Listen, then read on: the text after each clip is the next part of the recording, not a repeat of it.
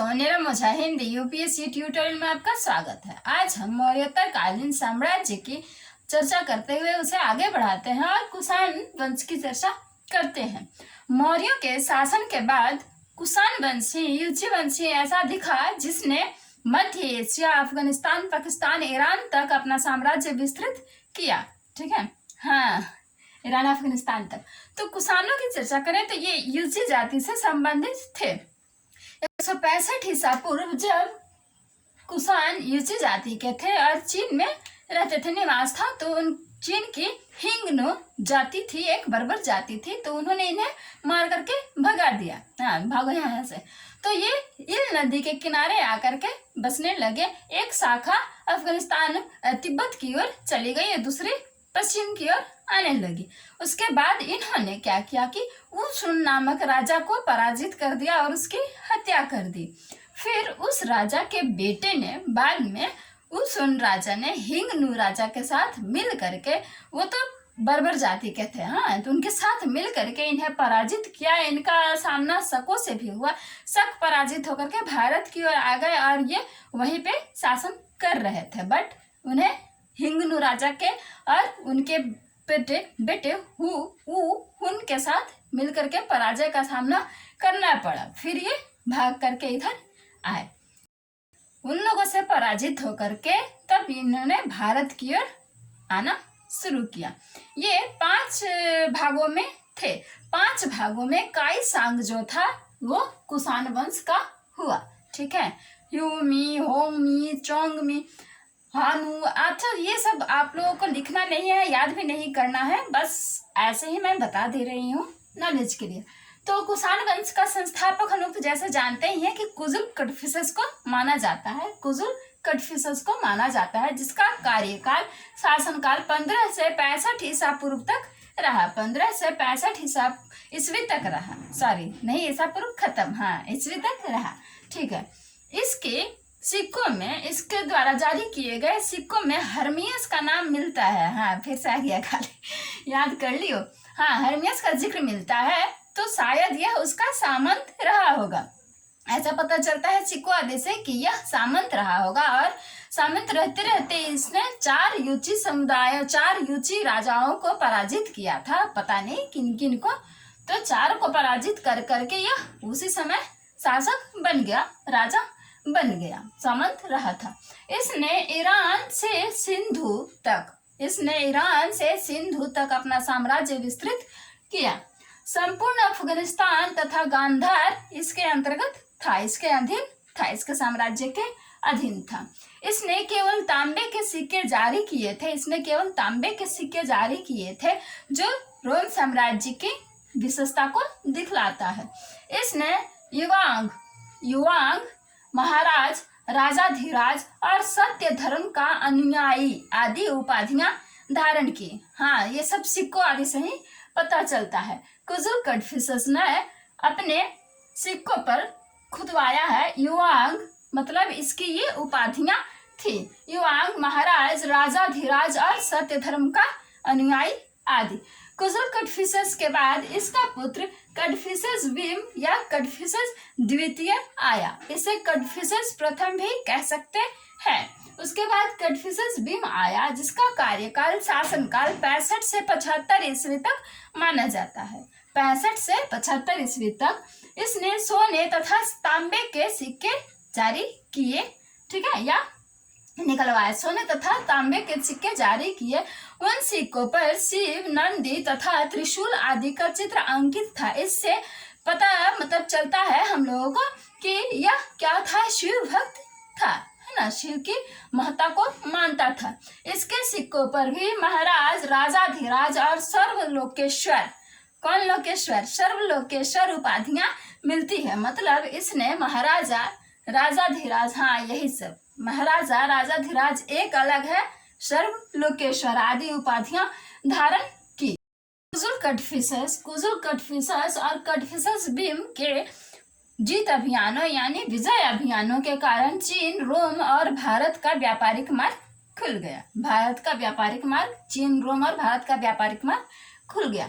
उसके बाद कनिष्क का जिक्र आता है। सबसे प्रतापी राजा, इनके काल में, है ना, कुषाण वंश का सबसे प्रतापी।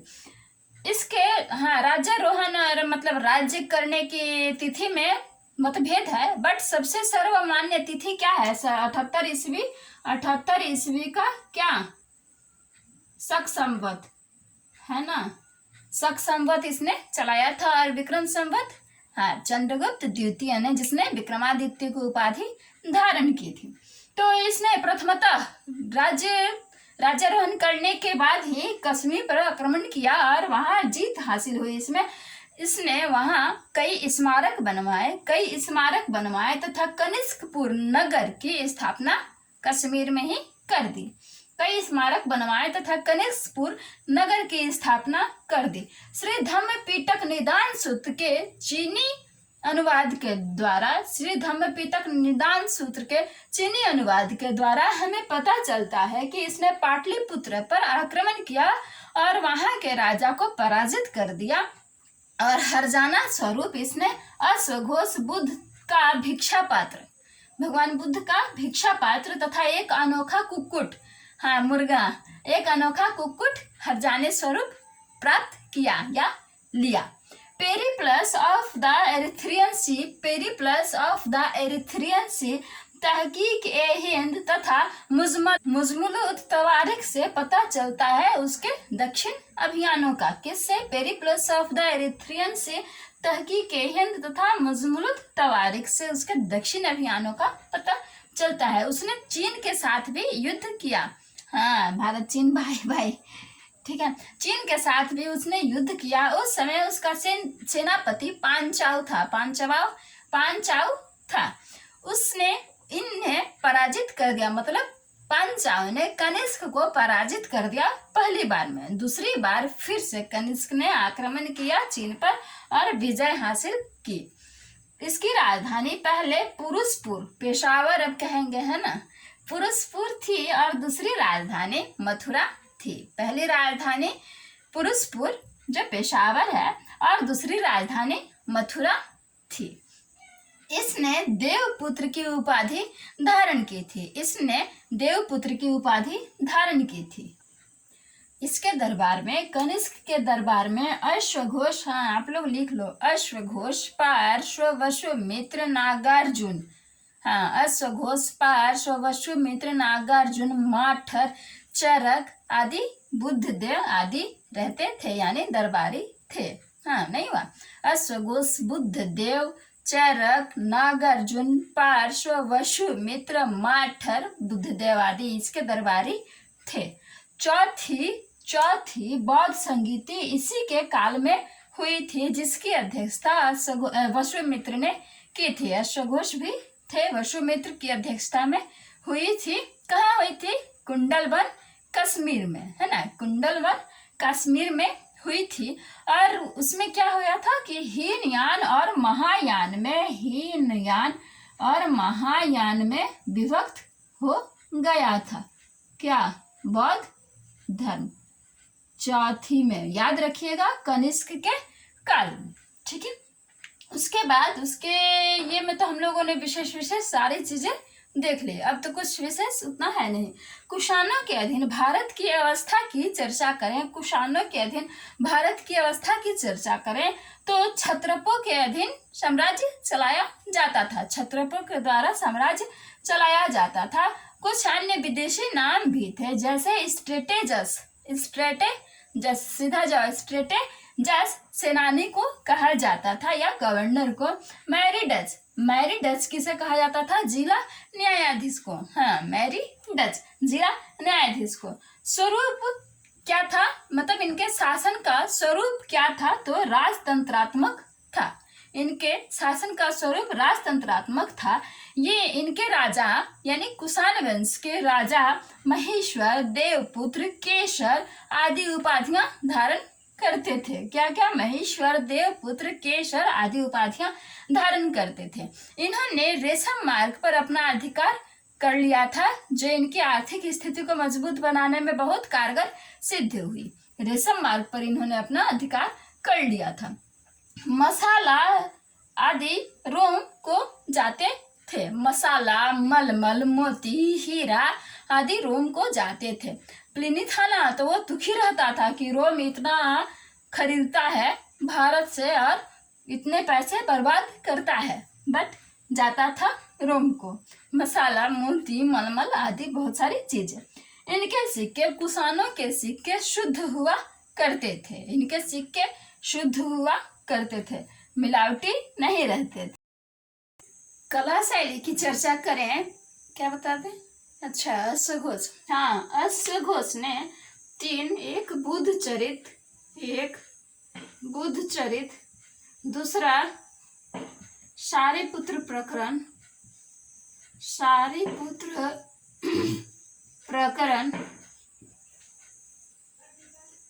बुद्ध चरित, शारिपुत्र प्रकरण और एक ग्रंथ लिखा था बुद्ध चरित, और वो ग्रंथ था, जबकि शारिपुत्र प्रकरण एक नाटक था। सौंदरानंद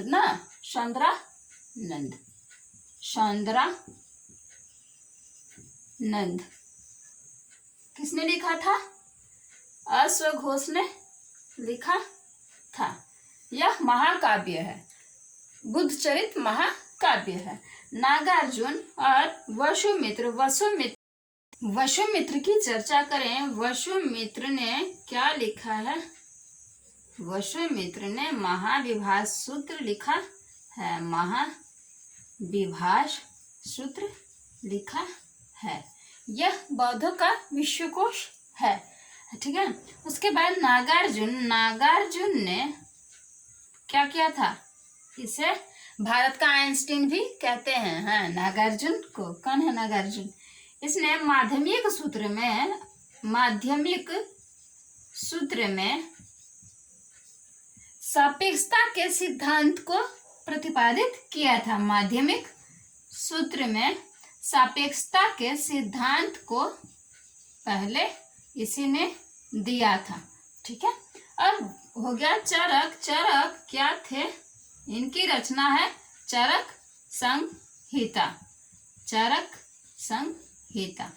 यह एक महान औषध ज्ञाता थे, यानी चिकित्सक, डॉक्टर, जो भी कहें।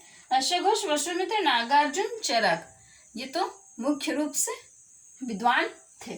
कला शैली की हम चर्चा कर रहे थे, तो यूनानियों के आने से कला शैली दो भागों में हमारे पास आई। एक गांधार कला शैली, जिसमें शरीर की और मन की, बुद्धि की प्रकाष्ठा को दर्शाया गया, और मथुरा कला शैली में आध्यात्मिकता और धर्म को दर्शाया गया। भारत के पश्चिमी देशों से संबंधों की चर्चा करें। भारत के पश्चिमी देशों से संबंधों, तो मिस्र से, रोमन साम्राज्य आदि से हमारे व्यापारिक मार्ग खुले, आयात निर्यात होते थे। इनके भारत के पश्चिमी देशों से संबंध के बाद उनके प्रभाव की चर्चा करें, तो भारत के साहित्य, विज्ञान, दर्शन, धर्म आदि का प्रभाव यूनानियों पर पड़ा, हम पर भी पड़ा, बट पहले भारत के द्वारा जो पड़ा यूनानियों पर, उसकी चर्चा करते। यूनानी वैद्यों को भारतीय चिकित्सा विज्ञान का पूरा ज्ञान था। यूनानी वैद्यों को भारतीय चिकित्सा विज्ञान का पूरा ज्ञान था। कहा जाता है कि सासानिद शासक सपूर ने एक भारतीय चिकित्सक रखा हुआ था, तो वह क्या करता था कि चिकित्सा वगैरह करने के बाद ज्ञान भी देता था, यानी विद्यार्थियों को पढ़ाता भी था, शिक्षा भी देता था। उसकी कहा जाता है कि उसकी मृत्यु के बाद उसके शिष्य महान चिकित्सक बने। और कहा जाता है कि पाइथागोरियन दर्शन सांख्य दर्शन से लिया गया है। सांख्य दर्शन किसकी रचना है? आचार्य कपिल की, है ना। आचार्य कपिल की, वो कपिल शर्मा सर, ठीक है, उसी से याद रखिएगा, कोरिलेट करना है बस। सांख्य दर्शन से लिया गया है क्या? पाइथागोरियन दर्शन। भारत में भी यूनानियों का प्रभाव पड़ा। अब भारत की चर्चा करें, पहले भारत ने क्या प्रभाव डाला, अब भारत में क्या प्रभाव पड़ा।